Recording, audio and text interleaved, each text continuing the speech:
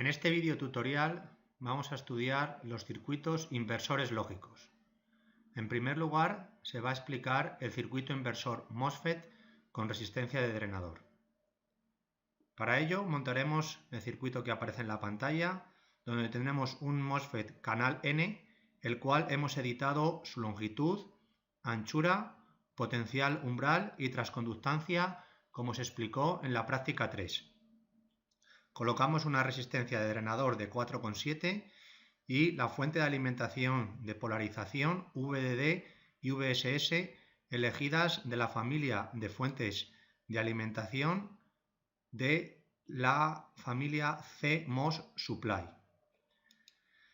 Vamos a alimentar este circuito con un voltaje que llamaremos voltaje de entrada y vamos a visualizar el potencial de salida. En este lugar vamos a realizar una simulación de barrido de punto de operación estacionario.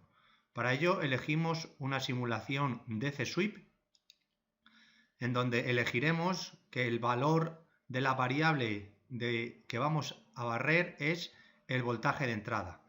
En esta ventana nos debe de salir todas las fuentes de alimentación. Elegimos que queremos barrer la variable de voltaje de entrada de 0 a 5 voltios con un incremento de 1 milivoltio. Si ejecutamos esta simulación, lo que nos va a presentar es cuánto vale el voltaje en el drenador, que llamamos voltaje de salida, en función de los voltajes de entrada de 0 a 5 voltios. Nada tiene que ver este valor de 12 voltios, puesto que vamos a modificarlo a nuestro gusto. Realizamos la simulación y obtenemos una curva en la que vemos el voltaje de salida en función del voltaje de entrada. Vamos a ponerlo con un fondo blanco y aumentamos el grosor para verlo con mayor claridad. Podemos ver cómo para valores de la entrada pequeños la salida presenta un valor elevado de 5 voltios y cuando la entrada vale cerca de 4 o 5 voltios, la salida tiene un valor de aproximadamente 0,5 voltios. Vamos a explicar con más detalle lo que está ocurriendo.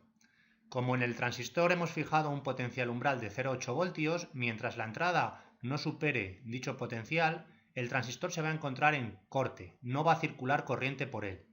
Por lo tanto, este potencial en la salida es exactamente los 5 voltios de la alimentación. Es decir, en esta zona tenemos que la salida vale 5 voltios, puesto que este transistor se encuentra en off.